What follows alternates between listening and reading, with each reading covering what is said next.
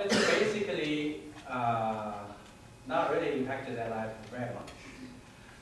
And also, if we see this, what kind of effect it impacted their daily life. For the overall Chinese, religion is playing a very small role. And of course, if you look at this, we'll put this guy, this people, they with the religion believers or without, and also that doesn't change it too much about their satisfaction of the daily life. Of course, if we do more careful study, then we see the different believer groups. They do have the difference. Some groups, there will be the belief itself will contribute to that life satisfaction. But if you look at overall, the belief in itself does not contribute too much about their feeling. And also, if we look at, do you believe it is very important to let your kids, what kind of values is very important you want to teach your kids? So religion is also, if we compare China to global level, which is pretty low percentage in China. So that is why basically the first findings define that in China we do see the growing impact of religion, but itself is not changing too much about the big picture. So actually this result was basically extensively covered by different news media in China. And it's our strategy is very important. First, we must give some materials to the media and spread, and to legitimate an independent research firm like Horizon can do the study like this topic. So then next time, if you do more in detail and more extensive, that will be okay. So this is like a desensitivity of a kind of a topic, and that's the topic itself would be, if we do it, it will be normalized, that kind of study. So that's why yesterday we talked about that we would be happy to do the second round study. And the reason is because we already did the first round of study and already released a part of the media data to the media, and it be covered by the media. So it's relatively easy to do the second round study. And of course, just like all our colleagues will talk about in the different sessions, if you look at the data itself, it shows so there's the diversity of believers in China, and all this data also shows this result. Actually, I don't want to go through everything in detail.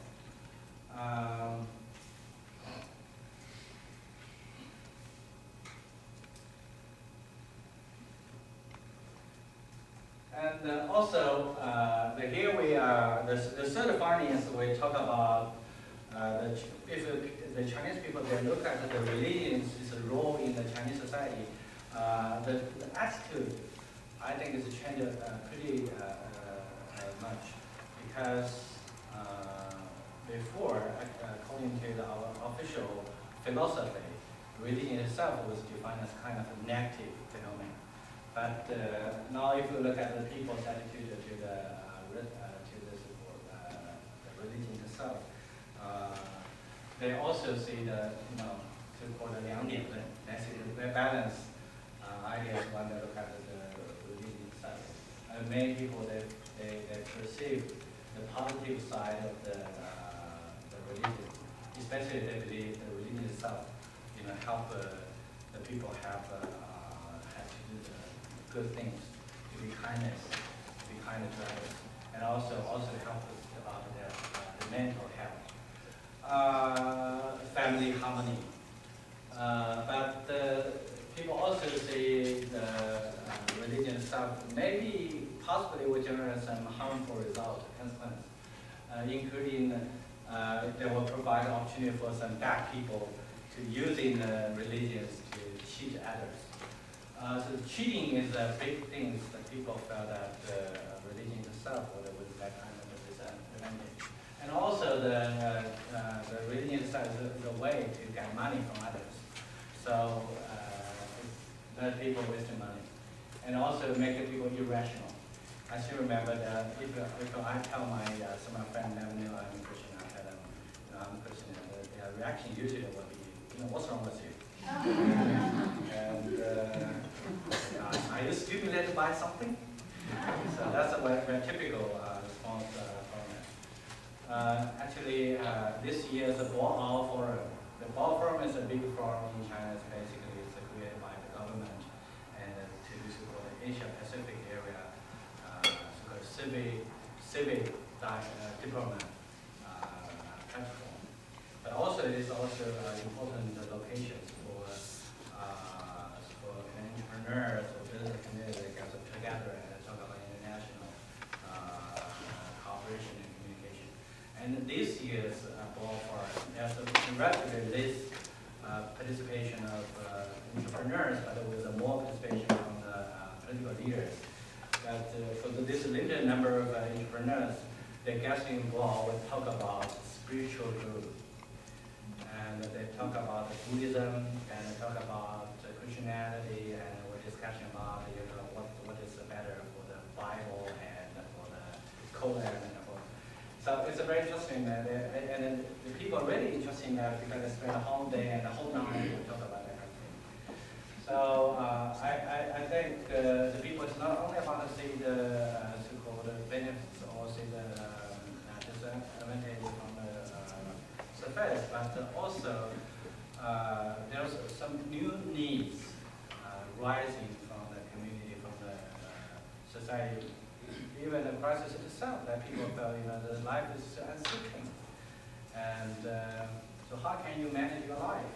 How can you balance your life? And for these entrepreneurs, if you are rich enough, and then, when it concerns about possible death, and there are so many entrepreneurs say that, if we are as a rich, if we die, that's even more pitiful compared to just poor people.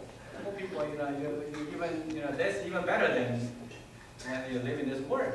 But for as a rich people, you work hard, you get so much money, and then you die. So that is why they want to know where they will go after their death, they die. So when you hear this kind of discussion, it's very interesting.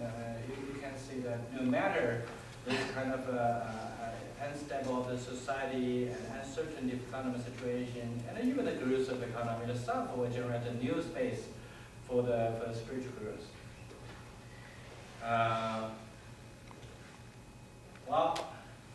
And this is actually, we got some data from another study, was 2008.